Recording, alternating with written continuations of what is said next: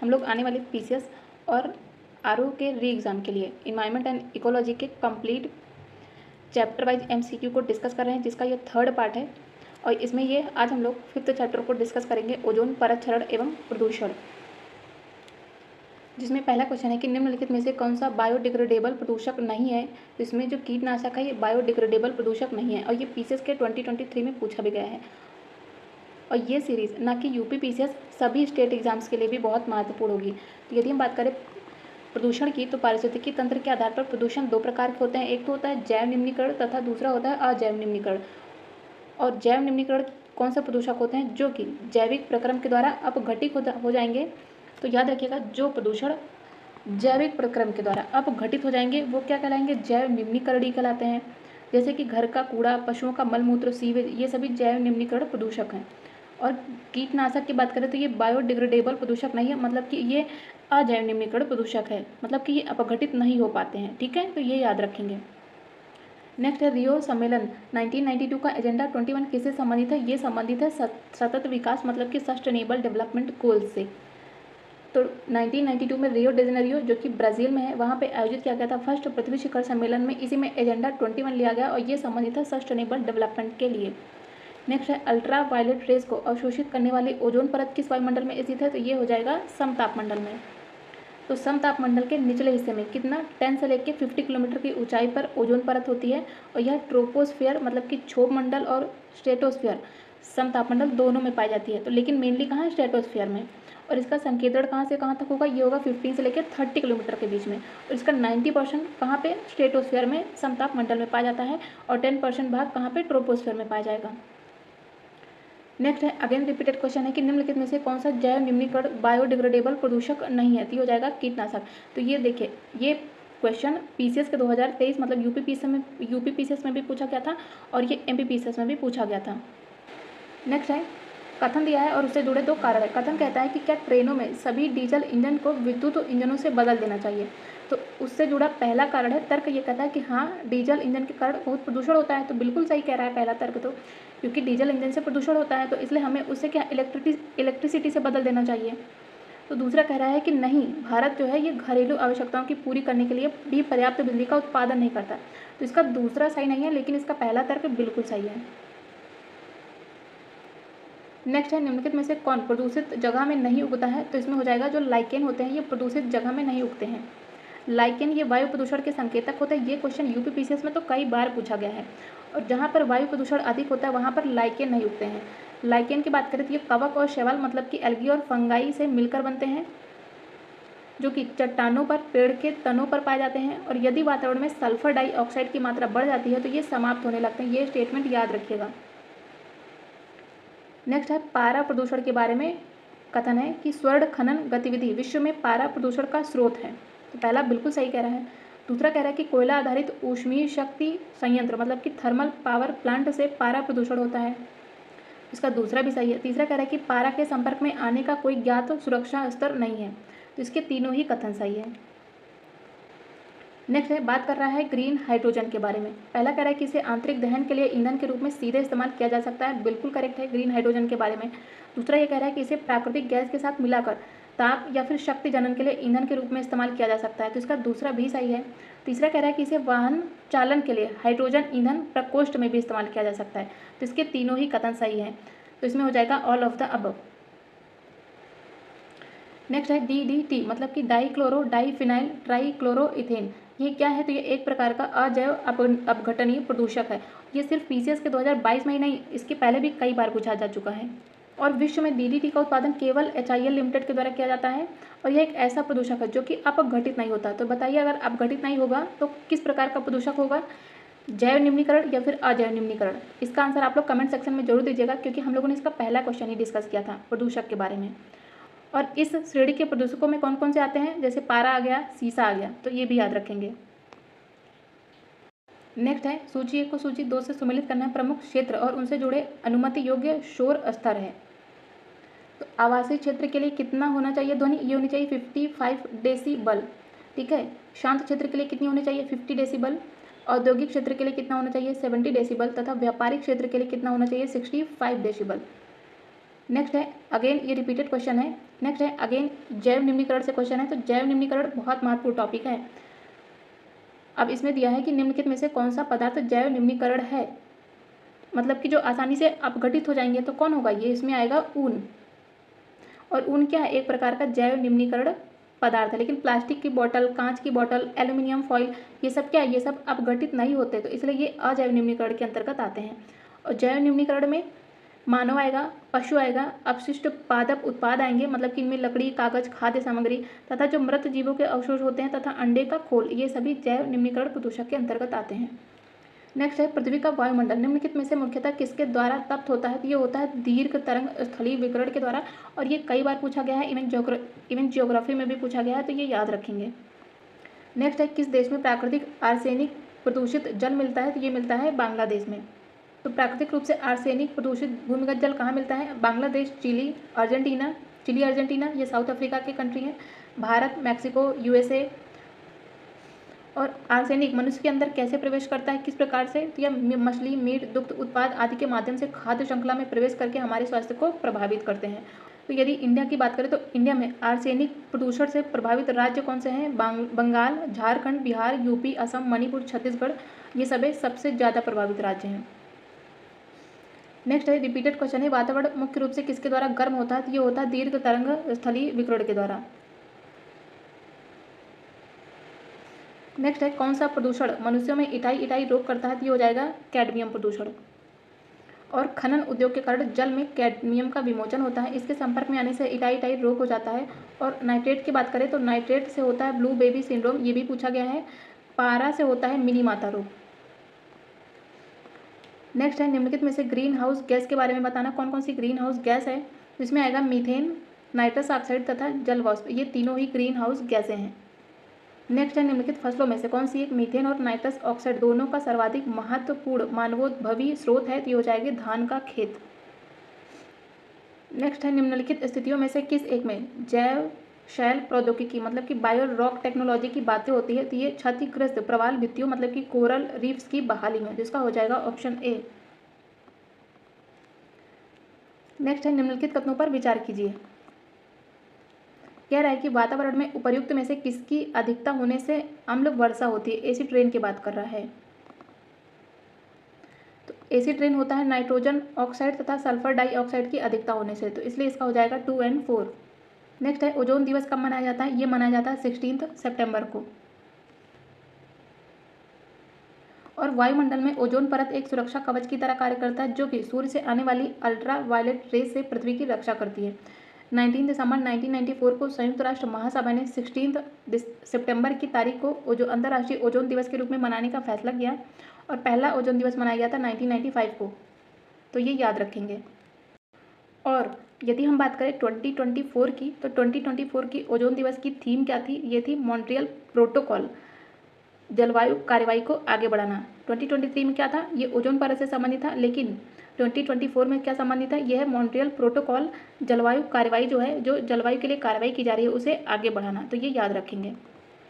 Next है निम्नलिखित में से कौन सा वायु प्रदूषण का सूचक है, तो ये हो जाएगा लाइकेन।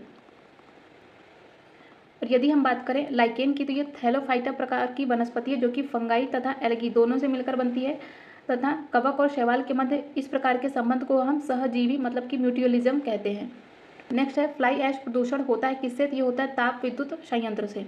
तो फ्लाई ऐश प्रदूषण ताप विद्युत संयंत्र से निकलने वाले कण हैं, जिनमें सिलिका, एल्यूमिनियम और कैल्शियम के ऑक्साइड की पर्याप्त मात्रा होती है। और आर्सेनिक, बोरान, क्रोमियम तथा सीसा जैसे तत्व भी सूक्ष्म मात्रा में इसमें पाए जाते हैं, जिससे क्या होता है, पर्यावरण और स्वास्थ्य को खतरा होता है। नेक्स्ट है प्लास्टिक बैग या फिर थैलियाँ पर्यावरण के लिए संभाव्य जोखिम है, निम्नलिखित में से कौन सा विकल्प इसे सही वर्णित करता है।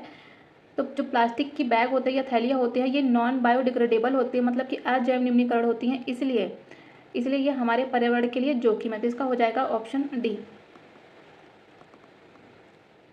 नेक्स्ट है वायु संरक्षण एवं प्रदूषण नियंत्रण अधिनियम किस वर्ष बना था, तो ये बनने की बात हो रही है, ये बना था 1981 में। और यह अधिनियम 29 मार्च 1981 को संसद द्वारा पारित किया जाता है। इसके अंतर्गत मोटर गाड़ियों, कारखानों से निकलने वाले धुएं और गंदगी का स्तर निर्धारित करने तथा उसे नियंत्रित करने का प्रावधान था। 1987 में इस एक्ट के अंतर्गत ध्वनि प्रदूषण को भी सम्मिलित किया गया है। नेक्स्ट है पिछली सदी में वैश्विक औसत टेम्परेचर में कितनी वृद्धि हुई है? तो ये हुई है 1.8 डिग्री फ़ारेनहाइट। नेक्स्ट है देश के 29 राज्यों और 6 संघ राज्य क्षेत्रों के 312 शहरों और कस्बों में आच्छादित भारत सरकार के राष्ट्रीय वायु गुणवत्ता मॉनिटरिंग कार्यक्रम के अंतर्गत निम्नलिखित में से किस मिश्रण को सभी जगहों पर नियमित मॉनिटरिंग के लिए चिन्हित किया गया है? तो इसमें आता है sulphur dioxide, nitrogen oxide, nitrogen dioxide, निलंबित कणीय पदार्थ मतलब कि PM10 और सूक्ष्म कणीय पदार्थ मतलब कि PM2.5। तो इसका हो जाएगा ऑप्शन सी। नेक्स्ट है निम्नलिखित में से कौन सा सर्वाधिक घरेलू रासायनिक प्रदूषण का कारक है? तो हो जाएगा कोयले का जलना। तो कोयले के जलने से CO2, carbon monoxide, sulphur dioxide और अन्य जहरीली गैस निकलती है जिसके कारण मृत्यु भी हो सकती है। नेक्स्ट है तंत्रिका अपह्रास मतलब कि न्यूरो डिजेनरेटिव समस्याओं के लिए उत्तरदायी माने जाने वाले मैग्नेटाइट कण पर्यावरणीय प्रदूषक के रूप में निम्नलिखित में से किनसे उत्पन्न होते हैं? मोटर गाड़ियों के ब्रेक से, मोटर गाड़ी के इंजनों से, घर में प्रयोग होने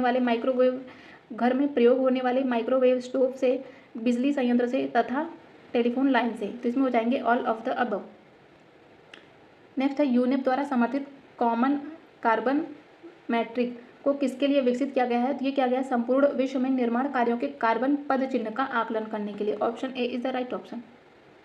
नेक्स्ट है ताम्र प्रगलन संयंत्रों के बारे में चिंता का कारण क्या है?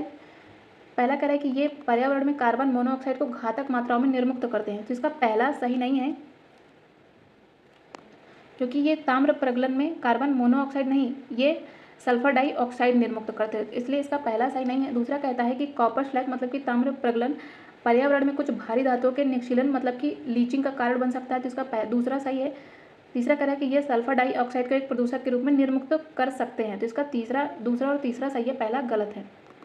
नेक्स्ट है सुपोषण मतलब कि यूट्रोफिकेशन के बारे में बताना है और ये पीसेस के 2020 और 19 दो बार आया है लगातार।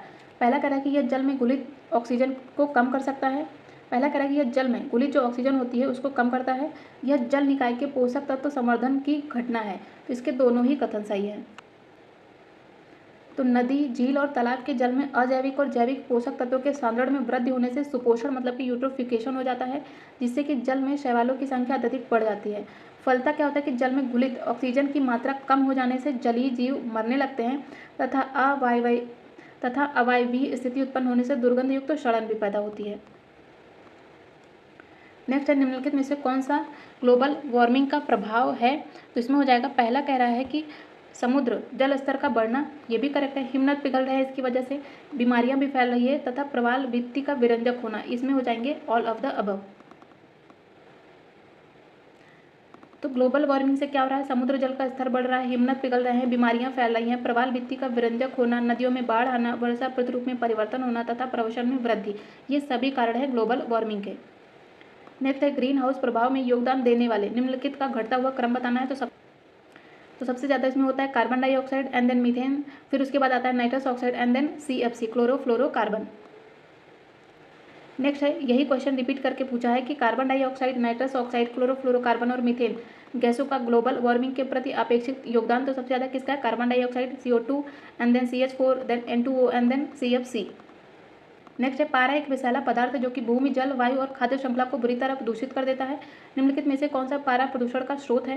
तो इसमें कीटनाशक, डेंटल अमलगम फिलिंग्स है, फ्लोरोसेंट लैंप भी है, कोयला आधारित ताप विद्युत संयंत्र भी है, तो इसमें हो जाएंगे all of the above. Next है निम्नलिखित में से कौन सा कथन कार्बन के सामाजिक मूल्य पद का सर्वोत्तम रूप से वर्णन करता है? आर्थिक मूल्य के रूप में या निम्नलिखित में से किसका माप है? तो प्रदत्त वर्ष में 1 टन CO2 के उत्सर्जन से होने वाली दीर्घकालीन क्षति, तो इसका हो जाएगा ऑप्शन ए।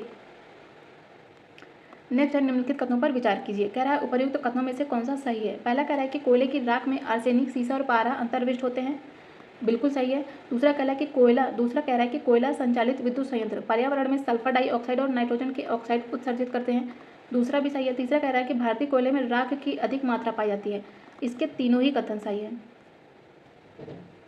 नेक्स्ट है निम्नलिखित में से कौन से कारण बेंजीन प्रदूषण उत्पन्न करते हैं? तो ये स्वचालित वाहन मतलब कि ऑटोमोबाइल द्वारा निष्कासित पदार्थ, तंबाकू का धुआं और लकड़ी का जलना, लेकिन इसमें रोगन के लिए लकड़ी के फर्नीचर नहीं शामिल तथा पॉलीयूरेथीन से निर्मित उत्पादों का उपयोग ये भी नहीं शामिल, इसमें हो जाएंगे 1, 2 एंड 3।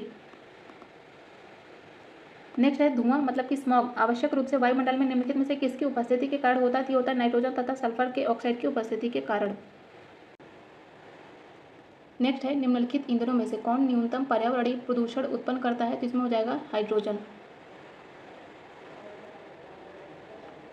नेक्स्ट है निम्नलिखित कथनों पर विचार कीजिए। कह रहा है कि फसल या फिर जैव मात्रा के अवशेषों के दहन के कारण वायुमंडल में उपर्युक्त में से कौन से निर्युक्त होते हैं? तो इसमें हो जाएगा CO मतलब कि कार्बन मोनोऑक्साइड, मीथेन, ओजोन तथा सल्फर डाइऑक्साइड। तो इसमें हो जाएंगे all of the above. Next है ग्रीन हाउस प्रभाव क्या है? तो इससे होता है वैश्विक तापमान में वृद्धि हो रही है। ग्लोबल वार्मिंग को ही वैश्विक तापन या फिर हरित गृह प्रभाव कहा जाता है। इसकी संकल्पना 1824 में जोसेफ फूरियर के द्वारा दी जाती है। ग्रीन हाउस प्रभाव एक प्राकृतिक प्रक्रिया है। इसके द्वारा कि किसी ग्रह या फिर उपग्रह के वातावरण में मौजूद कुछ गैसें उस ग्रह या उपग्रह के वातावरण के ताप में वृद्धि करने में मदद करती हैं। और पृथ्वी के वायुमंडल में पाई जाने वाली प्रमुख ग्रीन हाउस गैसों में जलवाष्प, carbon dioxide, methane, nitrous oxide तथा क्लोरोफ्लोरोकार्बन है।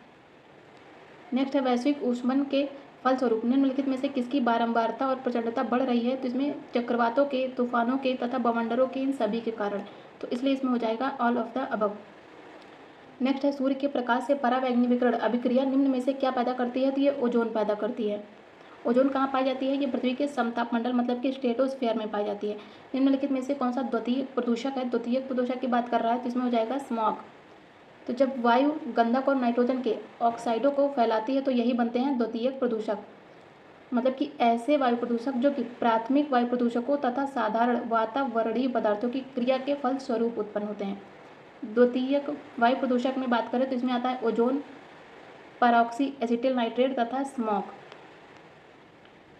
नेक्स्ट है इंसिनरेटर्स का प्रयोग निम्नलिखित में से किसके लिए किया जाता है? तो ये कूड़े कचरे के लिए किया जाता है। इंसिनरेटर्स का प्रयोग इलेक्ट्रॉनिक कचरे के लिए किया जाता है। इसमें पशुओं के मृत शरीरों को भी जलाने की व्यवस्था होती है। और यदि बात करें इंसिनरेटर्स की तो इसका अर्थ है जलाना। और इसे स्वच्छ भारत मिशन के अंतर्गत शौचालयों तथा कूड़ा घरों से जोड़कर लगाया भी जा रहा है। नेक्स्ट है निम्नलिखित देशों में से कौन 2015 में सर्वाधिक CO2 उत्सर्जक देश था? तो इसमें था चाइना। नेक्स्ट है निम्नलिखित ऊर्जा स्रोतों में से कौन पर्यावरणीय प्रदूषण उत्पन्न नहीं करते हैं? तो इसमें हो जाएगा ऑप्शन बी सौर ऊर्जा। यदि हम ऊर्जा की बात करें तो ऊर्जा हमें दो स्रोतों से प्राप्त होती है, परंपरागत ऊर्जा तथा गैर परंपरागत ऊर्जा। ये भी बहुत महत्वपूर्ण टॉपिक है पीसीएस का, यहाँ से भी क्वेश्चन पूछे जाते हैं। यदि हम बात करें ऊर्जा के परंपरागत स्रोतों की तो इनमें कोयला आता है, पेट्रोलियम आता है और प्राकृतिक गैस आते हैं।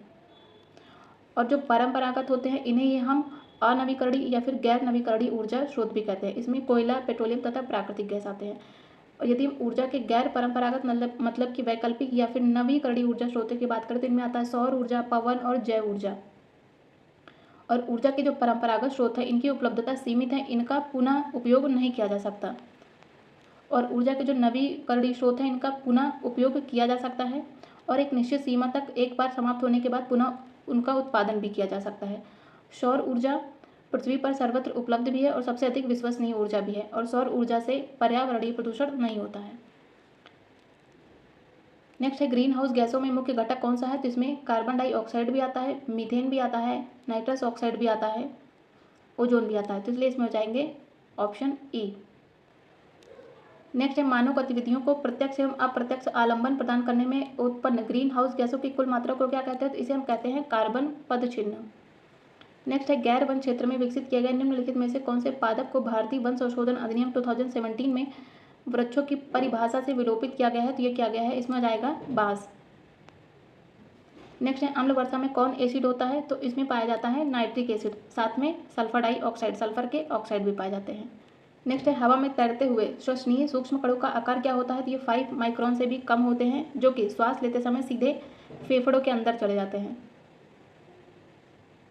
नेक्स्ट है हरित गृह प्रभाव से वातावरण में निम्नलिखित में से कौन सा परिवर्तन होता है? तो इससे वायुमंडल में आर्द्रता भी बढ़ जाती है तथा वायु की गति भी बढ़ जाती है। तो इसके बी और डी दोनों सही है। नेक्स्ट है जल प्रदूषण निवारण तथा नियंत्रण अधिनियम किस वर्ष लागू किया गया था? तो ये किया गया था 1974 के तहत। नेक्स्ट है निम्नलिखित में से कौन सा हरित गृह गैस नहीं है? तो इसमें हो जाएगा SO2। ये संबंधित है एसिड रेन से। नेक्स्ट है प्रदूषण की समस्याओं का समाधान करने के संबंध में बायो रेमेडिएशन तकनीकें के कौन से लाभ हैं? पहला कहता है कि प्रकृति में घटित होने वाली जैव निम्नीकरण प्रक्रिया का ही संवर्धन करके प्रदूषण को स्वच्छ करने की तकनीक है। पहला बिल्कुल सही है।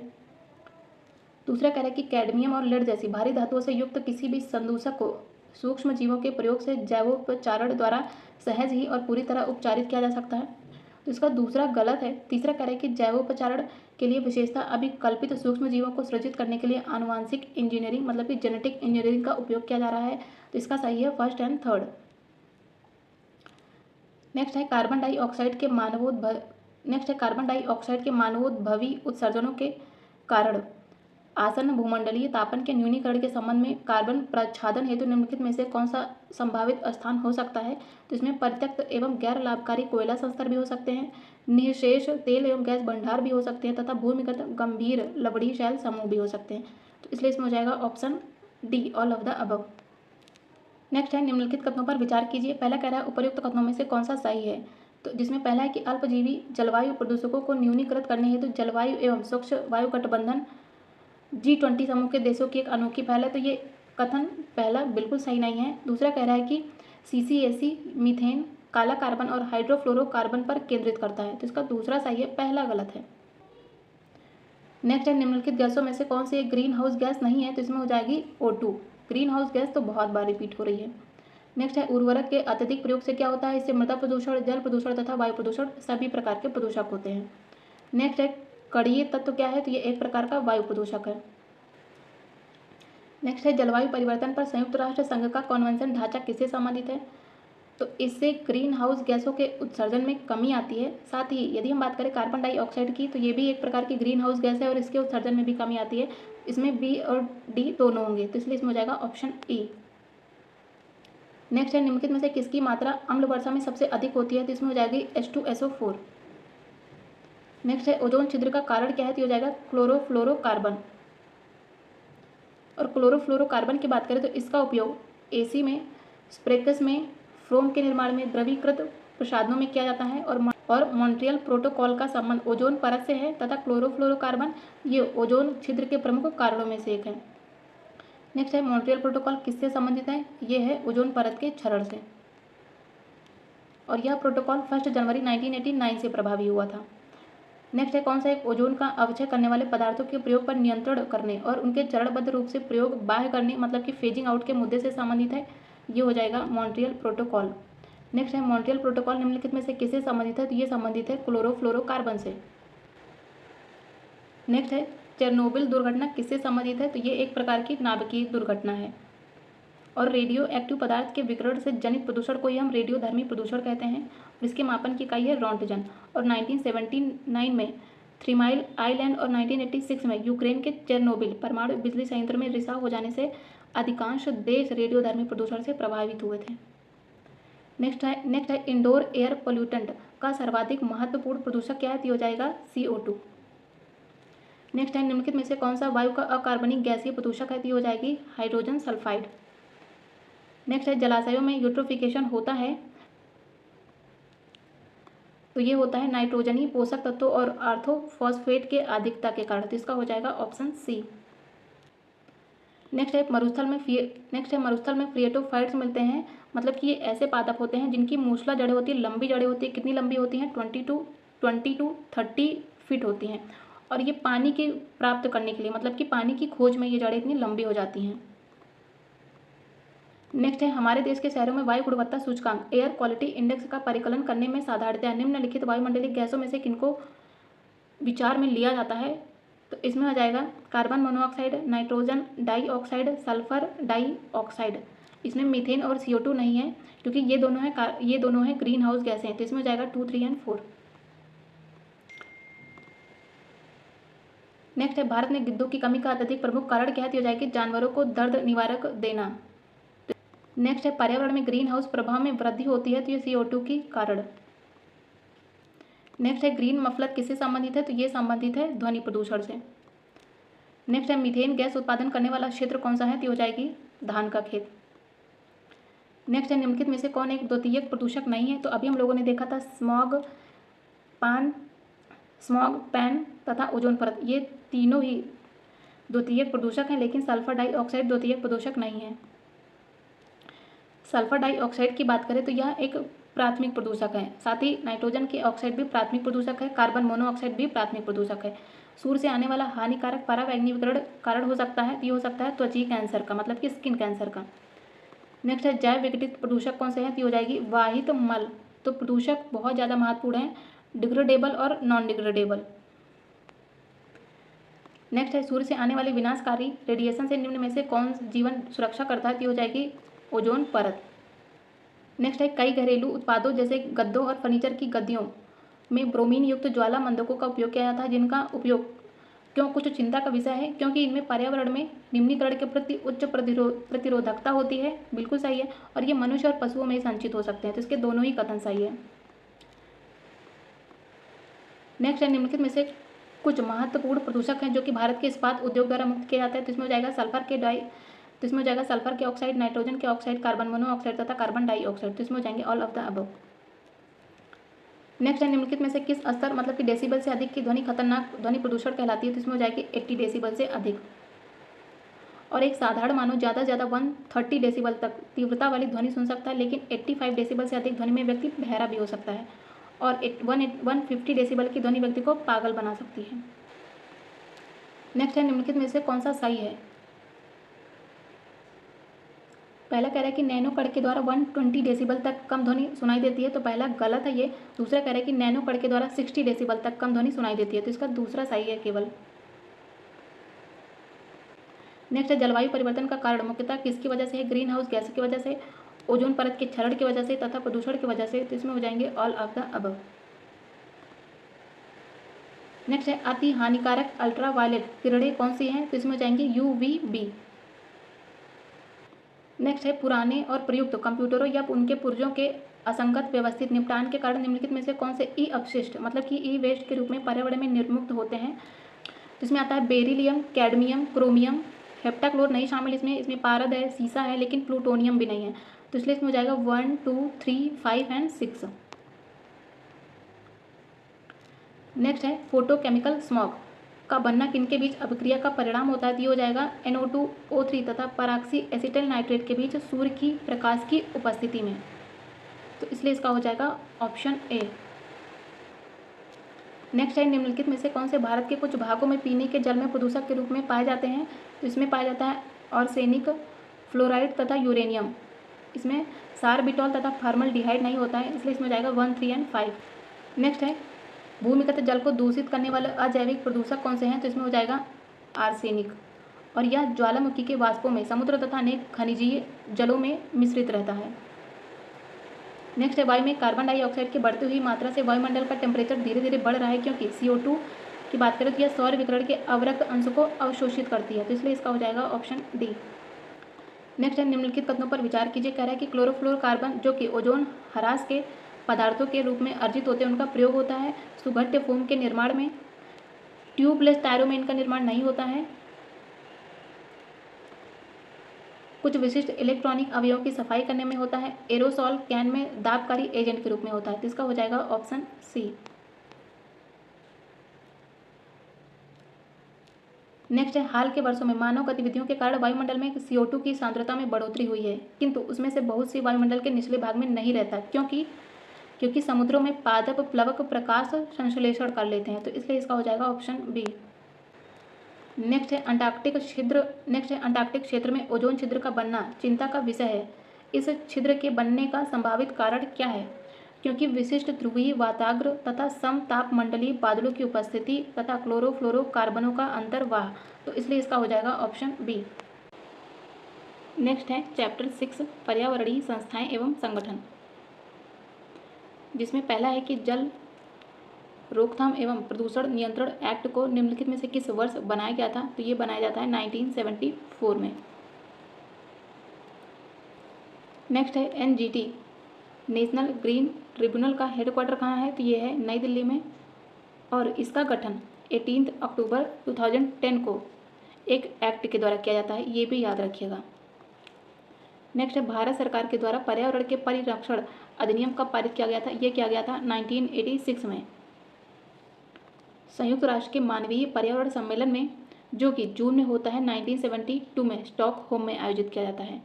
इसमें भारत ने भाग लिया था और इसी में पर्यावरण संरक्षण अधिनियम 1986 को पारित किया गया था। नेक्स्ट है भारतीय वन प्रबंधन संस्थान IIFM Indian institute of forestry management कहाँ स्थित है? तो ये है भोपाल में। और खरपतवार अनुसंधान निदेशालय ये कहाँ है? जबलपुर में है। भारतीय वन अनुसंधान संस्थान ये है देहरादून में। तो ये याद रखेंगे, यदि भारतीय वन प्रबंधन संस्थान की बात कर रहा है मतलब कि यहाँ पे प्रबंधन की बात कर रहा है तो ये हो जाएगा भोपाल। लेकिन यदि भारतीय वन अनुसंधान की बात कर रहा है, रिसर्च की बात कर रहा है, जहाँ पे रिसर्च की जाती है तो वो है देहरादून में। तो इन दोनों में कन्फ्यूज़ नहीं होइएगा, मतलब जहाँ पे मैनेज किया जा रहा है, मैनेजमेंट हो रहा है, प्रबंध किया जा रहा है तो वो है भोपाल में, और जहाँ पे भारतीय वन अनुसंधान किया जा रहा है, खोज मतलब रिसर्च किया जा रहा है, वो है देहरादून में। और हिमालयन माउंटेनियरिंग इंस्टीट्यूट की बात कर रहा है तो ये हो जाएगा दार्जिलिंग में। नेक्स्ट है निम्नलिखित में से कौन सा एक पर्यावरण संरक्षण अधिनियम 1986 के अधीन गठित किया गया था? तो ये हो जाएगा केंद्रीय भूजल प्राधिकरण। ये यूपीएससी में भी आया है, साथ में ये यूपी पीसीएस में भी आया है। तो ऐसा नहीं है कि यूपीएससी के क्वेश्चन पीसीएस में पूछे नहीं जाते, पूछे जा रहे हैं। तो यदि हम बात करें केंद्रीय भूजल बोर्ड की, यह जल शक्ति मंत्रालय के अधीन है। इसकी स्थापना 1970 में कृषि मंत्रालय के अंतर्गत की जाती है। और केंद्रीय जल आयोग की बात करें तो जल शक्ति मंत्रालय के अंतर्गत कार्य करता है। इसकी स्थापना 1945 में की गई। केंद्रीय जल आयोग 1945, केंद्रीय भूजल बोर्ड कब? 1970 में।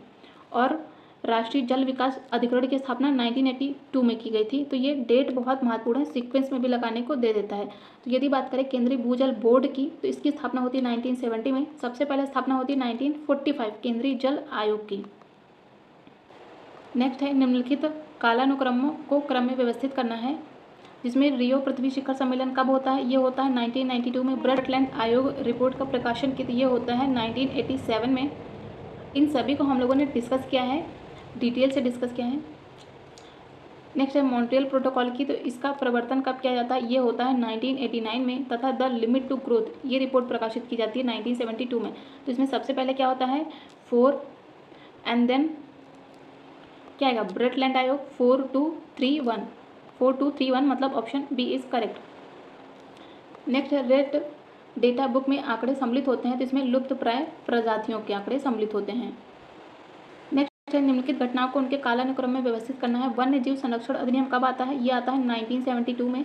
जैव विविधता अधिनियम 2002 में। प्रोजेक्ट टाइगर 1973 में तथा प्रोजेक्ट एलिफेंट ये आता है 1992 में। और 1972 में अभी हम लोगों ने डिस्कस किया क्या आता है यहाँ पे प्रकाशित की जाती है the limit to growth report 1972 में। तो ये सभी डेट्स याद रखेंगे। नेक्स्ट है निम्नलिखित में से कौन सा सही सुमेलित नहीं है? कार्टेजेना प्रोटोकॉल ये संबंधित है बायोसेफ्टी से। स्टॉकहोम सम्मेलन संबंधित है अनवरत जैविक प्रदूषक से। मॉन्ट्रियल प्रोटोकॉल का संबंध है ओजोन क्षरण से। यदि बात करें क्योटो प्रोटोकॉल की तो ये जल संरक्षण से संबंधित नहीं है, इसलिए इसका हो जाएगा ऑप्शन डी, क्योंकि क्योटो प्रोटोकॉल का उद्देश्य है स्थिरीकरण और ग्रीन हाउस गैस की सांद्रता के पुनर्निर्माण से जलवायु प्रणाली पर मानव जीवन के हानिकारक प्रभाव को रोकना। और क्योटो प्रोटोकॉल एक अंतर्राष्ट्रीय समझौता है जो कि जलवायु परिवर्तन पर संयुक्त राष्ट्र संरचना अभिसमय से संबंधित है। इसे 1997 में जापान के क्योटो में अंगीकृत किया गया था और यह हरित गृह गैसों के उत्सर्जन में कमी लाने से संबंधित है। ये पॉइंट याद रखिएगा। नेक्स्ट है निम्नलिखित क्षेत्रों में से किसमें दुर्लभ उपलब्धि के लिए वैश्विक 500 पुरस्कार दिया जाता है? तो ये संबंधित है पर्यावरण के संरक्षण से। और यह पुरस्कार यूनेप के द्वारा United Nation environment programme UNEP के द्वारा 1987 में शुरू किया गया था। और ब्रंडटलैंड रिपोर्ट का प्रकाशन भी 1987 में हुआ था। और यूनेप की स्थापना 1972 में की जाती है। इसका हेडक्वार्टर नैरोबी में है जो कि केन्या की कैपिटल है। ग्रीन पीस इंटरनेशनल का हेडक्वार्टर कहाँ है? ये है एम्स्टर्डम जो कि नीदरलैंड में है। इसकी स्थापना होती कब है? 1971 में कनाडा के वैंकूवर में 1971 में। और क्या होता है? ये होता है रामसर कन्वेंशन, कहाँ पे? ईरान में। और तात्कालिक रूप से यह अमेरिका के अलास्का में नाभिकीय हथियारों के परीक्षण का विरोध करने के लिए बनाया गया था, लेकिन बाद में इसका उद्देश्य था व्यापक रूप से पर्यावरण की सुरक्षा। नेक्स्ट है एनजीटी का फुल फॉर्म क्या है? तो हो जाएगा नेशनल ग्रीन ट्रिब्यूनल मतलब ऑप्शन ए। नेक्स्ट है प्रमुख संस्थान है और उनसे जुड़े शहर है। यदि बात करें भारतीय वन अनुसंधान संस्थान कहाँ पे है? तो अभी हम लोगों ने देखा ये है देहरादून में। और अगर मैनेजमेंट की बात करें तो वो कहाँ था? वो था भोपाल में। और भारतीय चारागाह एवं चारा अनुसंधान संस्थान की बात करें तो ये यूपी के झांसी में है। केंद्रीय शुष्क क्षेत्र अनुसंधान का संस्थान कहाँ पे है? जोधपुर में। जोधपुर कहाँ है? राजस्थान में है, जो कि बहुत ही शुष्क एरिया है, मतलब कि एरिड जोन है। तो इससे हम लोग याद रखेंगे कि केंद्रीय शुष्क क्षेत्र अनुसंधान कहाँ पे है? ये है जोधपुर में। और भारतीय कृषि अनुसंधान संस्थान कहाँ पे है? ये है नई दिल्ली में। तो ये याद रखेंगे। यदि वन का अनुसंधान किया जा रहा है तो वो है देहरादून में, लेकिन यदि हम भारतीय कृषि की बात करें, यदि कृषि पर रिसर्च करने की बात आएगी तो वो हो जाएगा नई दिल्ली में। नेक्स्ट है, भारत में वन्य जीव संरक्षण अधिनियम किस वर्ष लागू हुआ था? ये हुआ था 1972 में। रेड डेटा बुक का प्रकाशन किसके द्वारा किया जाता है? तो ये किया जाता है IUCN के द्वारा, international union of conservation of nature. और IUCN की लिस्ट में पृथ्वी पर मौजूद विलुप्त हो चुके सारे जीव जंतु, पक्षी तथा पेड़ पौधों का पूरा रिकॉर्ड भी रखा जाता है। और इसको 3 अलग अलग भागों में बांटा गया है, ये याद रखिएगा। इसमें आता है हरा पेज, गुलाबी पेज तथा लाल पेज। नेक्स्ट है 1997 में विश्व पर्यावरण सम्मेलन आयोजित किया गया था। कहाँ पे किया गया था? तो ये किया गया था क्योटो में। अभी हम लोगों ने डिस्कस किया था क्योटो प्रोटोकॉल से रिलेटेड। और ये कौन सा शहर है? तो क्योटो है जापान में। यहीं पे 11 दिसंबर 1997 को UNFCCC के तीसरे सम्मेलन में क्योटो प्रोटोकॉल को स्वीकार किया गया था। और ये किससे संबंधित है? ग्रीन हाउस गैस के उत्सर्जन की कमी से। नेक्स्ट है, नीरी कहाँ पे स्थित है? तो ये है नागपुर में। तो एन से नीरी, एन से नागपुर, तो याद रखेंगे। इसकी स्थापना कब होती है? 1958 में होती है, नागपुर जो कि महाराष्ट्र में है। और यह कार्य क्या करता है? तो यह अनुसंधान मतलब कि रिसर्च और केंद्र पर्यावरण तकनीकी व उनके उपयोग से संबंधित क्रियाओं से जुड़े तथ्यों की जांच करता है। नेक्स्ट है, रेड डाटा बुक या फिर रेड लिस्ट किससे संबंधित है? तो ये संबंधित है IUCN से। और यदि बात करें IUCN का हेडक्वार्टर, तो ये है जिनेवा। और इसकी स्थापना होती है 5 अक्टूबर 1948 को। और ये 1964 से विश्व की संकटापन्न प्रजातियों की सूची रेड डेटा बुक के नाम से जारी करता है। नेक्स्ट है, क्योटो प्रोटोकॉल किससे संबंधित है? तो ये संबंधित है जलवायु परिवर्तन से। पर्यावरण संरक्षण अधिनियम 1986 में अधिनियमित किया गया था, जिसमें अंतिम बार संशोधन कब हुआ था? तो इसमें अंतिम बार लास्ट टाइम संशोधन हुआ था 1991 में, जो कि ऑप्शन में नहीं है, इसलिए इसमें हो जाएगा ऑप्शन डी। नेक्स्ट है, NGT की स्थापना कब होती है? ये होती है 2010 में।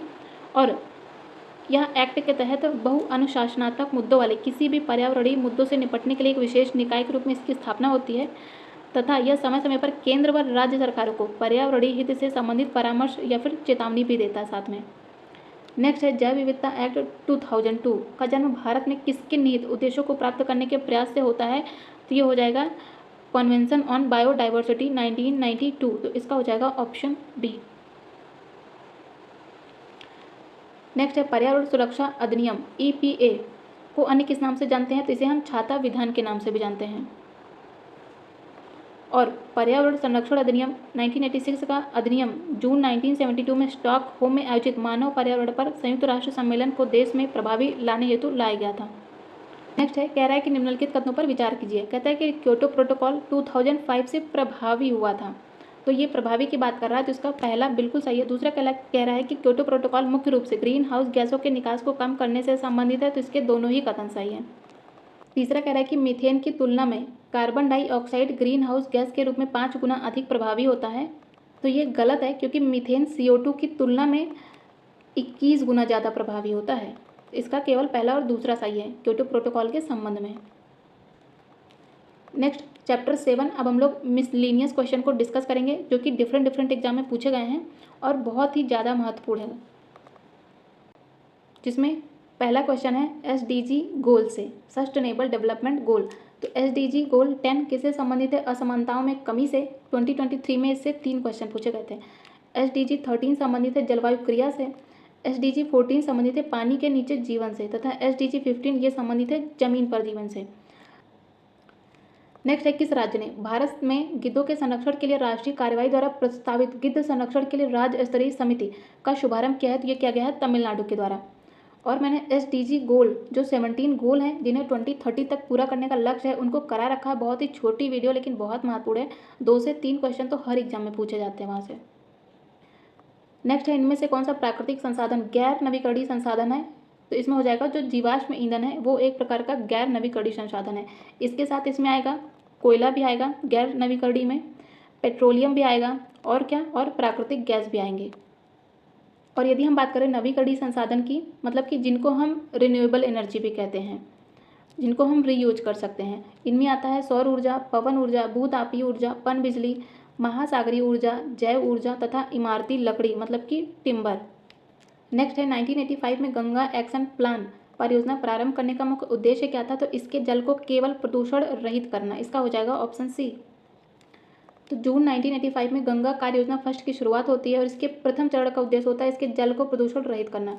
फिर अप्रैल 1993 में गंगा कार्य योजना सेकंड शुरू की जाती है और इसमें गंगा, यमुना, गोमती तथा दामोदर नदी को शामिल किया जाता है और 1995 में अन्य प्रमुख नदियों को भी इसमें शामिल किया जाता है तथा 1995 में राष्ट्रीय नदी संरक्षण योजना की भी शुरुआत की जाती है।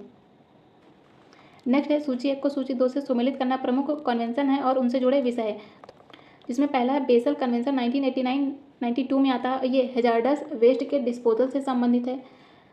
रॉटरडम कन्वेंशन की बात करें तो ये 1992-2004 में आता है और ये हैजार्डस केमिकल के व्यापार से संबंधित है तथा मिनीमाटा कन्वेंशन 2013 से 17 के बीच में आता है, ये मरकरी से संबंधित है। और स्टॉकहोम कन्वेंशन 2001 से 4 और ये चिरस्थायी मतलब कि परसिस्टेंट ऑर्गेनिक प्रदूषण से संबंधित है। ये चारों बहुत महत्वपूर्ण हैं, याद रखिएगा। नेक्स्ट है मियावाकी पद्धति किसके लिए विख्यात है? तो यह शहरी क्षेत्रों में लघु वनों के सृजन करने से संबंधित है। नेक्स्ट है निम्नलिखित में से किस एक जीव की कुछ प्रजातियां कवकों के कृषकों के रूप में जानी जाती हैं? तो ये हो जाएगी चींटी। और लीफ कटर चींटी को अमेरिका और कैरेबियन देशों में कवकों के कृषक के रूप में जाना जाता है। आर्कटिक की जलवायु की निगरानी के लिए किस देश ने अपना पहला उपग्रह आर्कटिक एम लॉन्च किया है? तो ये किया गया है रसिया के द्वारा।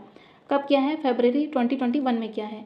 बायोडिग्रेडेबल अपशिष्ट को आमतौर पर जिसकी मदद से उपयोगी पदार्थ में बदला जा सकता है वो है क्या? तो वो है बैक्टीरिया।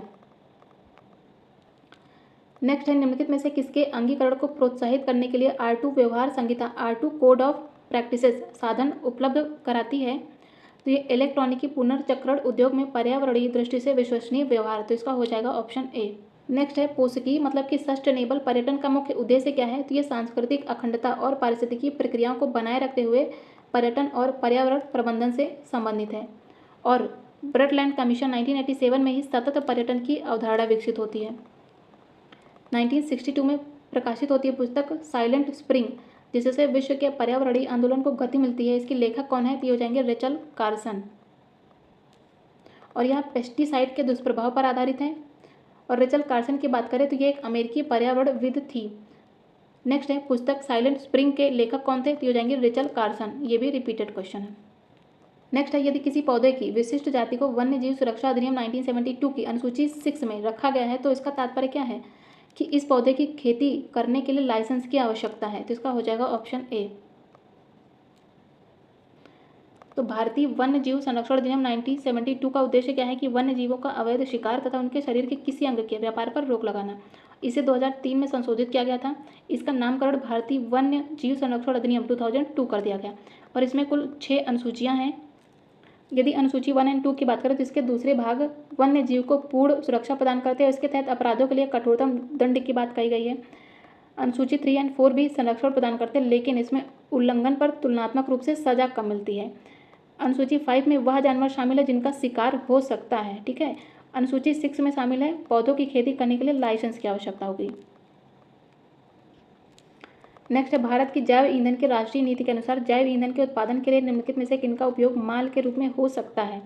तो कसावा का हो सकता है, क्षतिग्रस्त गेहूं के दाने का हो सकता है, इसमें मूंगफली के बीज नहीं शामिल है, इसमें कुल्थी भी नहीं शामिल है, इसमें शामिल है सड़ा आलू तथा चुकंदर। तो इसका हो जाएगा 1, 2, 5, 6। नेक्स्ट है ग्रामीण सड़क निर्माण में पर्यावरणीय दीर्घोपयोगिता को सुनिश्चित करने या फिर कार्बन पदचिह्न को घटाने के लिए निम्नलिखित में से किसके प्रयोग को अधिक प्राथमिकता दी जाती है? तो इसमें ताम्र श्लैग को दी जाती है, शीत मिश्रित एस्फॉल्ट प्रौद्योगिकी को दी जाती है, जियो टेक्सटाइल को दी जाती है, लेकिन इसमें उष्ण मिश्रित एस्फॉल्ट प्रौद्योगिकी तथा पोर्टलैंड सीमेंट नहीं शामिल है, इसलिए इसमें हो जाएगा ऑप्शन 1, 2 और 3। नेक्स्ट है कथन दिया है और उससे रिलेटेड कारण है। कथन कह रहा है कि सतत विकास मानव समाज के कल्याण के लिए महत्वपूर्ण है। कथन बिल्कुल सही है। कारण कह रहा है कि सतत विकास से अभिप्राय ऐसे विकास से है जो कि भावी पीढ़ियों की जरूरतें पूरा करने की योग्यता को प्रभावित किए बिना वर्तमान समय की आवश्यकता पूरी करे। तो इसका कारण भी सही है। यदि व्याख्या की बात करें तो सतत विकास मानव समाज के लिए कल्याण हेतु महत्वपूर्ण है, क्योंकि सतत विकास से अभिप्राय ऐसे विकास है जो कि भावी पीढ़ियों की जरूरतें पूरी करने की योग्यता को प्रभावित किए बिना जो वर्तमान समय की आवश्यकता है उसकी पूर्ति भी करे। तो इसका कथन भी सही है, कारण भी सही है, साथ में कारण कथन की व्याख्या भी कर रहा है। नेक्स्ट है, निम्नलिखित में से कौन सा विश्व का पहला 100% जैविक राज्य बना है? तो ये बना है सिक्किम, जो कि भारत का है। और इसके बाद कौन सा राज्य या यूटी बना है? वो बना है लक्षद्वीप। नेक्स्ट है, निम्नलिखित में से कौन सा एसडीजी भारत में 2030 तक सभी के लिए पानी की उपलब्धता और इसके स्थायी प्रबंधन की लक्षित करता है? तो ये संबंधित है SDG 6 सस्टेनेबल डेवलपमेंट गोल 6 संबंधित है पानी की उपलब्धता से। यदि बात करें SDG 7 की, तो ये संबंधित है किफ़ायती और स्वच्छ ऊर्जा से। SDG 8 की बात करें तो यह उत्कृष्ट कार्य और आर्थिक वृद्धि को संदर्भित करता है। SDG 9 ये उद्योग, नवाचार तथा बुनियादी ढांचे के विकास से संबंधित है। SDG 10 असमानताओं में कमी से संबंधित है तथा 11 की बात करें तो ये धारणीय शहरों तथा सामुदायिक विकास से संबंधित है। तो 7 किससे संबंधित है? किफ़ायती और स्वच्छ ऊर्जा। ठीक है, 7 किससे संबंधित है? किफ़ायती होनी चाहिए और स्वच्छ ऊर्जा होनी चाहिए। 8 संबंधित है किससे? उत्कृष्ट कार्य होना चाहिए, और कार्य उत्कृष्ट होगा तो आर्थिक वृद्धि भी होगी, तो ये याद रखेंगे। 8 से आर्थिक वृद्धि और उत्कृष्ट कार्य। ठीक है, 9 की बात करें तो 9 किससे संबंधित है? उद्योग से, नवाचार से तथा बुनियादी ढांचे के विकास से। और 10 बात करता है असमानताओं में कमी से, तथा 11 बात करता है धारणीय शहरी और सामुदायिक विकास से। निम्नलिखित में से कौन सम्मेलन ग्रीन हाउस गैस उत्सर्जनों में कमी के लिए आयोजित वैश्विक समझौते की दिशा में पहला कदम था? तो ये अभी हम लोगों ने देखा था, ये था मॉन्ट्रियल प्रोटोकॉल 1987। तो ओजोन परत को नष्ट करने वाले क्लोरोफ्लोरोकार्बन मतलब कि CFC को रोकने के लिए 1987 में एक अंतर्राष्ट्रीय समझौता होता है, इसे ही मॉन्ट्रियल प्रोटोकॉल कहा गया था। और यह पहली आर्थिक संधि है जो कि ग्लोबल वार्मिंग की दर को सफलतापूर्वक धीमा करने में सहायक सिद्ध हुआ था। यदि बात करें मॉन्ट्रियल प्रोटोकॉल की, तो मॉन्ट्रियल प्रोटोकॉल का क्योटो समझौता की तुलना में ग्लोबल वार्मिंग पर अधिक प्रभाव पड़ा है, और जलवायु परिवर्तन को कम करने में मॉन्ट्रियल ने अधिक भूमिका भी निभाई है as compare to Kyoto protocol. Bharat में निम्नलिखित में से किसमें एक महत्वपूर्ण विशेषता के रूप में विस्तारित उत्पादक दायित्व शुरू किया गया था? तो ये हो जाएगा ई अपशिष्ट मतलब कि ई वेस्ट प्रबंधन और हस्तांतरण नियम 2011। तो इसका हो जाएगा ऑप्शन सी। नेक्स्ट है, निम्नलिखित कथनों पर विचार कीजिए। कह रहा है उपर्युक्त में से कौन से कथन सही है? पहला कह रहा है कि विधि के अनुसार प्रतिपूरक वनीकरण कोष प्रबंधन और योजना प्राधिकरण राष्ट्रीय तथा राज्य दोनों स्तर पर होते हैं। पहला बिल्कुल सही है। प्रतिपूरक वनीकरण निधि अधिनियम 2016 में आया था, ये भी सही है। इसके अधीन चलाए गए प्रतिपूरक वनीकरण कार्यक्रमों में लोगों की सहभागिता अनिवार्य है, तो इसमें लोगों की सहभागिता अनिवार्य नहीं है, इसलिए इसका बी गलत हो जाता है, क्योंकि प्रतिपूरक वनीकरण निधि एक्ट 2016 में लोगों की सहभागिता का कोई प्रावधान ही नहीं है। नेक्स्ट है, भारत का प्रथम national centre for marine biodiversity किस शहर में स्थित है? तो ये रिपीटेड क्वेश्चन है और ये है जामनगर में। निम्नलिखित कथनों में कौन सा सही है? प्राकृतिक आपदाएं सर्वाधिक क्षति विकासशील देशों में करती हैं, बिल्कुल सही है। भोपाल गैस त्रासदी मानव निर्मित थी, ये भी सही है। इससे किस गैस का रिसाव हुआ था? तो ये हुआ था मेथिल आइसोसाइनेट का। कब हुई थी? 1984 में। भारत आपदा मुक्त देश है, तो भारत कहाँ से आपदा मुक्त देश है? ये तो पूरी तरह से गलत हो जाएगा। फोर्थ कह रहा है कि मैंग्रोव चक्रवातों का प्रभाव कम करते हैं, तो इसका चौथा सही है, इसलिए इसका हो जाएगा 1, 2 एंड 4। नेक्स्ट है, निम्नलिखित में से कौन सा औषधीय पौधा है? तो इसमें हो जाएगा घृत कुमारी, जिसे हम एलोवेरा के नाम से भी जानते हैं। नेक्स्ट है, अंतर्राष्ट्रीय पृथ्वी दिवस कब मनाया जाता है? तो ये मनाया जाता है 22 अप्रैल को, और इसका उद्देश्य है कि पर्यावरण के प्रति सार्वजनिक जागरूकता बढ़ाना तथा लोगों को इसके संरक्षण के लिए प्रेरित करना। और पहली बार पृथ्वी दिवस कब मनाया गया था? 1970 में। और 2024 की थीम याद रखेंगे, ये हो जाएगी ग्रह बनाम प्लास्टिक। 2023 में क्या थी? हमारे ग्रह में निवेश करें, लेकिन इसका 2024 महत्वपूर्ण है, ये याद रखेंगे। नेक्स्ट है, भारत में जैविक कृषि के संबंध में विचार कीजिए। जैविक उत्पादन के लिए राष्ट्रीय कार्यक्रम NPOP केंद्रीय ग्रामीण विकास मंत्रालय के मार्गदर्शन एवं निर्देश के अधीन कार्य करता है, तो इसका पहला गलत हो जाएगा। NPOP के कार्यान्वयन के लिए कृषि और प्रसंस्कृत खाद्य उत्पाद निर्यात विकास प्राधिकरण सचिवालय के रूप में कार्य करता है, तो इसका दूसरा सही है। सिक्किम भारत का पहला पूरी तरह से जैविक राज्य बना था, ये भी सही है, तो इसके सही है 2 एंड 3।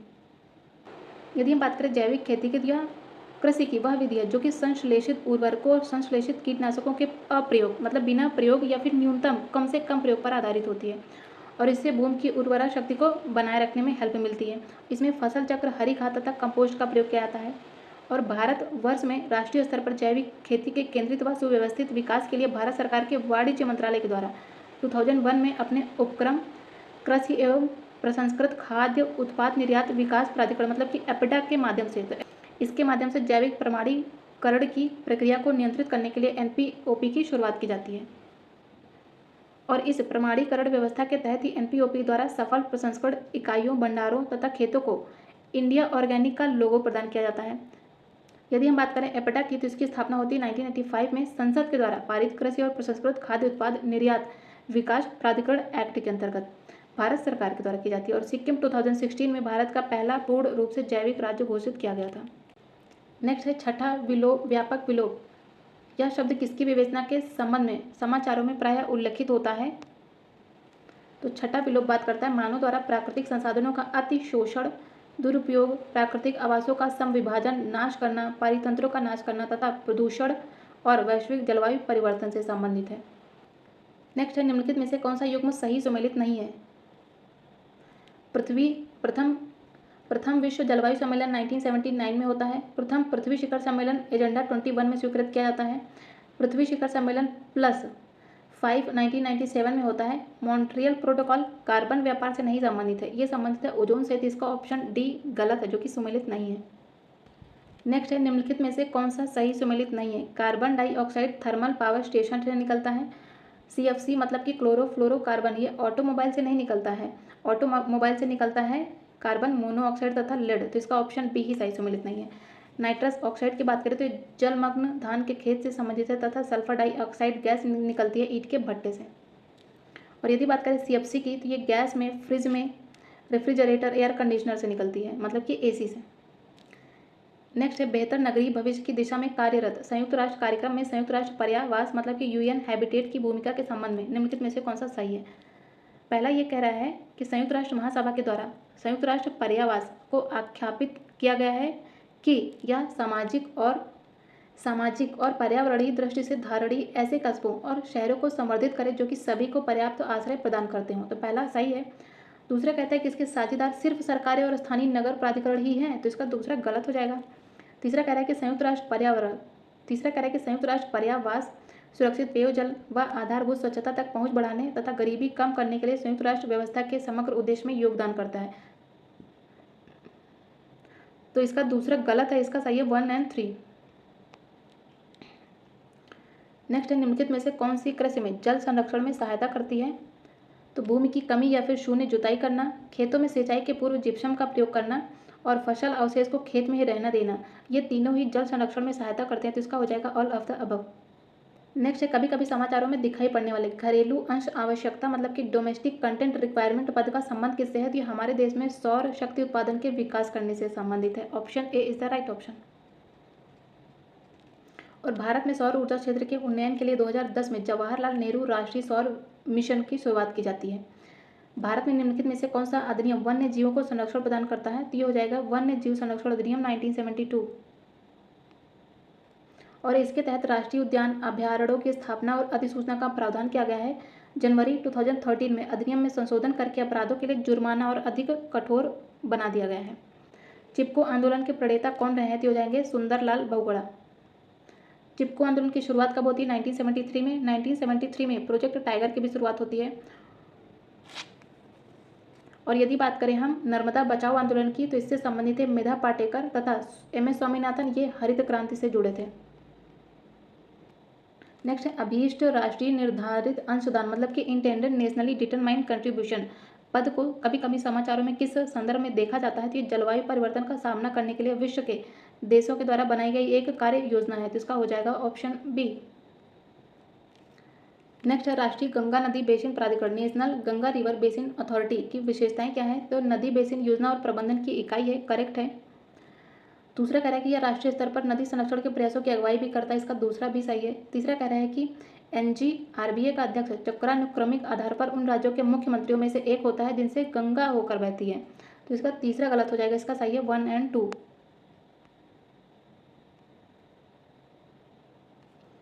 क्योंकि यदि हम बात करें NGRBA के अध्यक्षता की, तो इसकी अध्यक्षता प्रधानमंत्री के द्वारा की जाती है और संबंधित केंद्रीय मंत्री तथा इन राज्यों के मुख्यमंत्री जहां से गंगा होकर बहती है, ये सभी इसके मेंबर होते हैं, लेकिन अध्यक्षता किसके द्वारा की जाती है? प्रधानमंत्री के द्वारा।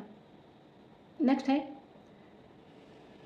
निम्नलिखित में से कौन सा एक सही सुमेलित है? तो बात करें Annex 1 देश क्या है? कार्टाजाना प्रोटोकॉल से संबंधित है, बिल्कुल गलत है। नागोया प्रोटोकॉल की बात करता है, ये प्रमाणित उत्सर्जन कटौती इसका दूसरा भी गलत है। तीसरा कहता है कि क्योटो प्रोटोकॉल यह स्वच्छ विकास क्रियाविधि मतलब कि क्लीन डेवलपमेंट मैकेनिज्म से संबंधित है। इसका केवल तीसरा सही है, पहला और दूसरा गलत है। यदि हम बात करें नेक्स्ट 1 की, तो ये देश क्योटो प्रोटोकॉल एवं संयुक्त राष्ट्र जलवायु परिवर्तन रूपरेखा अभिसमय मतलब कि UNFCCC से संबंधित है। और स्वच्छ विकास क्रियाविधि क्योटो प्रोटोकॉल के तहत उत्सर्जित कटौती परियोजनाओं द्वारा सृजित की जाने वाली प्रमाणित उत्सर्जन कटौतियों को उत्सर्जन व्यापार हेतु जारी करने की प्रणालियों से संबंधित है। नेक्स्ट है ग्रीन हाउस गैस प्रोटोकॉल क्या है, तो यह सरकार एवं व्यवसाय को नेतृत्व देने वाले व्यक्तियों के लिए ग्रीन हाउस गैस उत्सर्जन को समझने, परिमाण निर्धारित करने और प्रबंधन हेतु एक अंतर्राष्ट्रीय लेखाकरण साधन है। तो इसलिए इसका हो जाएगा ऑप्शन ए। नेक्स्ट है निम्नलिखित में से कौन सा सही सुमेलित है, जिसमें पहला है कि पर्वत ये सर्वाधिक अस्थायी पारिस्थितिकी तंत्र है। तो ये पौधे नहीं है, ये है समुद्र। तो इसका पहला गलत है। अजैविक अवयव बैक्टीरिया ये भी नहीं है। ये हरे पौधे की बात करें तो यह पारिस्थितिकी तंत्र है। और ये पारिस्थितिकी तंत्र में क्या है, ये है उत्पादक। तो इसका ऑप्शन सी सही है। और वर्षा का संबंध ग्लोबल वार्मिंग से नहीं है, इसका डी भी गलत है। इसका सही है ओनली सी। नेक्स्ट है चिपको आंदोलन किससे संबंधित है, तो ये संबंधित है पादप के संरक्षण से। नेक्स्ट है इरडा की बात कर रहा है, भारतीय अक्षय ऊर्जा विकास एजेंसी लिमिटेड के बारे में। निम्नलिखित में से कौन सा सही है, यह एक पब्लिक लिमिटेड सरकारी कंपनी है। पहला बिल्कुल सही है। यह एक गैर बैंकिंग वित्तीय कंपनी है। तो इसके दोनों ही कथन सही है। नेक्स्ट है भारतीय रेल के द्वारा उपयोग में लाए जाने वाले जैव शौचालय मतलब कि बायो टॉयलेट्स के संबंध में निम्नलिखित में से कौन सा सही है। जैव शौचालयों में मानव अपशिष्ट का अपघटन फंगल एर्नाकुलम के द्वारा उपक्रमित इनिशिएटिव होता है। तो इसका पहला गलत है। इस अपघटन के अंत्य उत्पाद केवल अमोनिया और जल वाष्प होते हैं जो कि वायुमंडल में निर्मुक्त हो जाते हैं। तो इसका दूसरा भी गलत है, इसमें कोई भी सही नहीं है। तो भारतीय रेलवे के द्वारा उपयोग में लाए जाने वाले जैव शौचालय में मानव अपशिष्ट का अपघटन विशेष रूप से विकसित किए गए बैक्टीरिया के द्वारा होता है। दूसरा कह रहा है कि इस अपघटन का अंत्य उत्पाद केवल मीथेन गैस होती है जो कि वायुमंडल में निर्मुक्त होती है, ना कि अमोनिया। नेक्स्ट है कभी कभी समाचारों में देखा जाने वाला इंड आर्क का संबंध किससे है। यह आर्कटिक क्षेत्र के वैज्ञानिक अध्ययन के लिए भारत के अंतर जलीय वेधशाला अंडर वाटर ऑब्जर्वेटरी है। तो इसका हो जाएगा ऑप्शन डी। और इसे 2014 में नॉर्वे और उत्तरी ध्रुव के बीच स्थापित किया गया था। नेक्स्ट है भारत के एक विशेष क्षेत्र में स्थानीय लोग जीवित वृक्षों की जड़ों का अनुवर्धन कर इन्हें जलधारा के आर पार सुदृढ़ पुलों में रूपांतरित कर देते हैं। जैसे जैसे समय गुजरता है ये पुल और अधिक मजबूत होते जाते हैं। और ये अनोखे जीवित जड़ पुल कहाँ पाए जाते हैं, तो ये पाए जाते हैं मेघालय में। नेक्स्ट है पहला बात कर रहा है प्रकृति एवं प्राकृतिक संसाधनों के संरक्षण के लिए IUCN तथा वन्य प्राणी जात एवं वनस्पति जात की संकटापन स्पीसीज के लिए अंतर्राष्ट्रीय व्यापार पर कन्वेंशन मतलब कि साइट्स के संबंध में निम्नलिखित में से कौन सा सही है। तो इसमें IUCN संयुक्त राष्ट्र का एक अंग है तथा साइट्स सरकारों के बीच अंतर्राष्ट्रीय करार है। तो इसका पहला गलत हो जाएगा। दूसरा कह रहा है कि IUCN प्राकृतिक पर्यावरण के बेहतर प्रबंधन के लिए विश्व भर में हजारों क्षेत्र परियोजनाएं चलाता है। तो इसका दूसरा सही है। तीसरा कहता है कि साइट्स उन राज्यों पर वैध रूप से आबद्ध कर है जो कि इसमें शामिल हुए हैं, लेकिन यह कन्वेंशन राष्ट्रीय विधियों का स्थान नहीं लेता। तो इसका दूसरा और तीसरा सही है। और यदि हम बात करें IUCN की, तो ये एक स्वैच्छिक संगठन है, ना कि UN का अंग। नेक्स्ट है हरा सूचकांक विकसित किया गया है किसके द्वारा, तो ये किया गया है वर्ल्ड बैंक के द्वारा। सितंबर 2012 में विश्व बैंक के प्रमुख अर्थशास्त्री के रूप में नियुक्त होने वाले पहले भारतीय कौन रहे हैं, ये रहे हैं कौशिक बसु। नेक्स्ट है पर्यावरण संरक्षण के लिए ग्रीन आर्मी को किसने प्रारंभ किया था, ये किया गया था ऑस्ट्रेलिया के द्वारा। नेक्स्ट है पृथ्वी काल मतलब कि अर्थ आवर के संबंध में निम्नलिखित कथनों पर विचार कीजिए।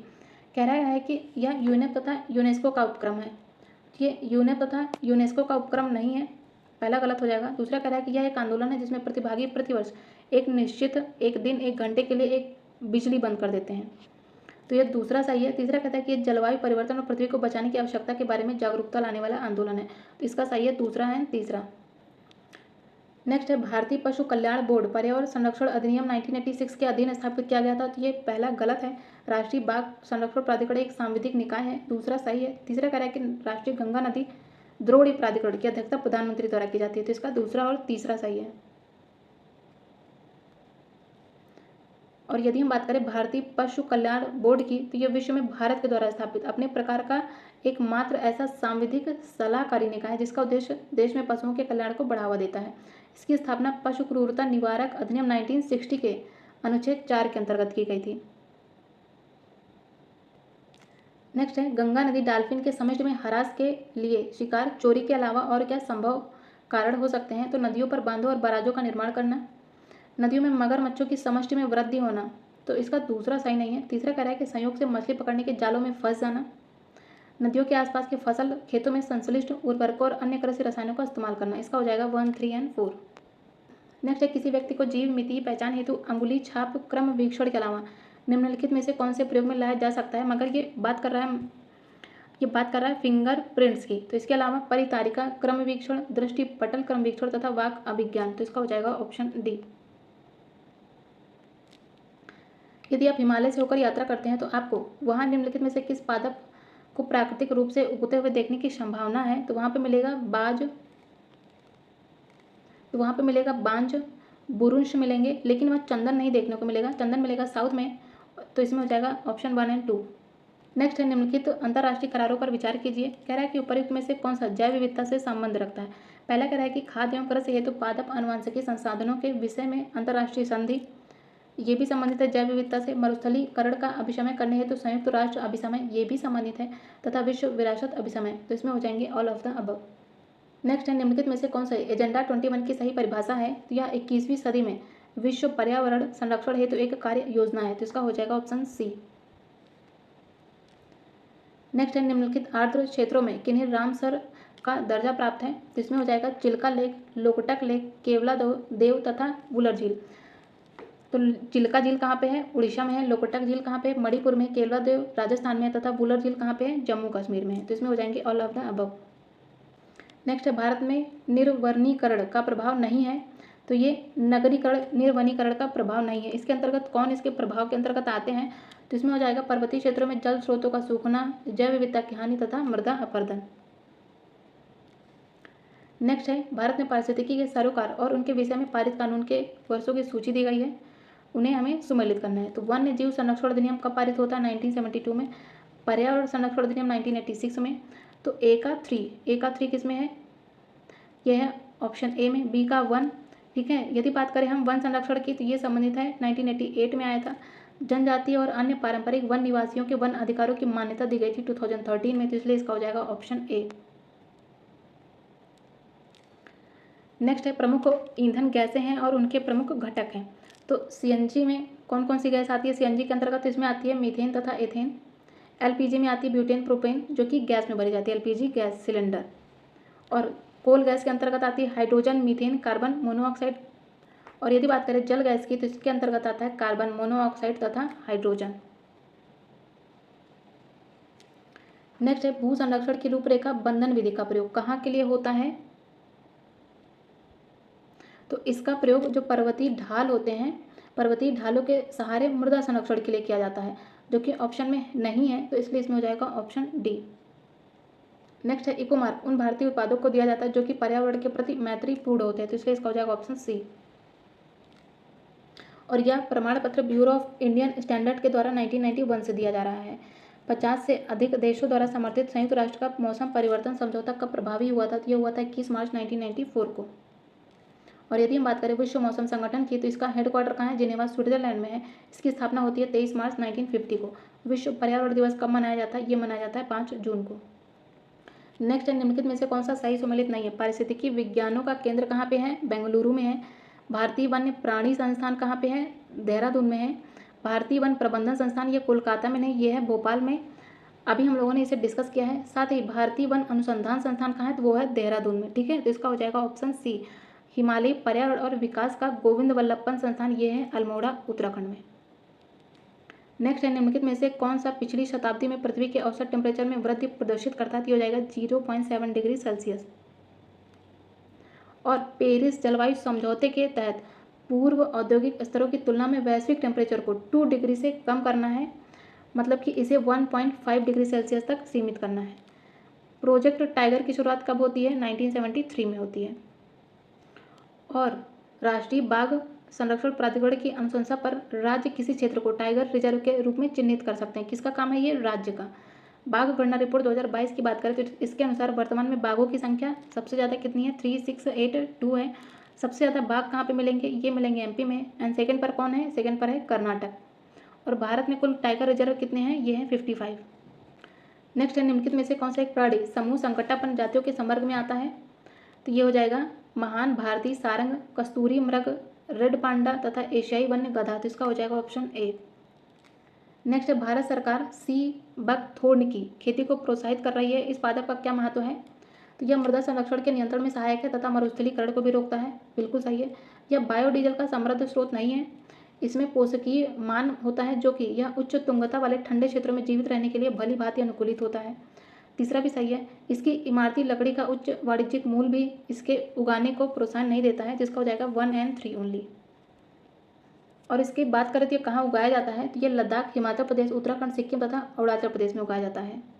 नेक्स्ट है, जीवभार गैसीकरण को भारत में ऊर्जा संकट के धारणीय मतलब कि सस्टेनेबल हलों में से एक समझा जाता है, इस संदर्भ में निम्नलिखित में से कौन सा सही है? सही बताना है हमें। तो नारियल आवरण, मूंगफली का छिलका और धान की भूसी का उपयोग जीवभार गैसीकरण के लिए किया जा सकता है। पहला बिल्कुल सही है। दूसरा कह रहा है कि जीवभार गैसीकरण के द्वारा जनित ज्वलनशील गैसों में केवल हाइड्रोजन और कार्बन डाइऑक्साइड होती है। दूसरा गलत है। जीवभार गैसीकरण द्वारा जनित ज्वलनशील गैसों को ऊष्मा उत्पादन में सीधे ही उपयोग कर सकते हैं, लेकिन अंतर्दहन इंजनों में नहीं। तो इसका तीसरा भी गलत है, इसका सही है ओनली 1। यदि हम बात करें जीवभार की, तो जीवभार गैसिफिकेशन ताप रासायनिक अपक्रिया के द्वारा ठोस जीवभार ईंधन को गैसीय दहनशील ईंधन में परिवर्तित करने की एक प्रक्रिया है। नेक्स्ट है, निम्नलिखित कृषि पद्धतियों पर विचार कीजिए। कह रहा है कि वैश्विक जलवायु परिवर्तन के संबंध में निम्नलिखित में से कौन से मृदा में कार्बन संग्रहण में सहायक हैं? तो इसमें केवल शून्य जुताई शामिल है, तो इसलिए इसका हो जाएगा ऑप्शन सी। नेक्स्ट है, भारत के समुद्री जल में हानिकारक शैवाल प्रस्फुटन में हो रही वृद्धि पर चिंता व्यक्त की गई है, इस समृद्धि के कारक मतलब क्या कारक तत्व हो सकते हैं? तो इसमें हो जाएगा ज्वार नदमुख से पोषकों का प्रसार होना, मानसून में भूमि से जलवाह होना तथा समुद्रों में उत्प्रवाह। तो इसलिए हो जाएंगे इसका 1, 2 and 3 all of the above. तो हम लोगों ने इन्वायरमेंट एंड इकोलॉजी के सभी चैप्टर को कंप्लीट कर लिया है और ये पीसीएस तथा आरओ दोनों ही एग्जाम के लिए बहुत ही ज़्यादा महत्वपूर्ण होंगे। यहाँ से आपको 99% इन्वायरमेंट के क्वेश्चन देखने को मिल जाएंगे। साथ ही मैंने पीसीएस और आरओ के पीवाईक्यू भी करा रखे हैं, कंप्लीट टॉपिक वाइज अलग अलग पीवाईक्यू है, तो आप लोग चाहे तो उसे भी जाके देख सकते हैं, जिसकी एक सेपरेट प्लेलिस्ट भी है। साथ ही यदि आपको ये सेशन हेल्पफुल लगा हो तो प्लीज़ वीडियो को लाइक ज़रूर करिएगा और चैनल को सब्सक्राइब भी करिएगा। Thank you so much.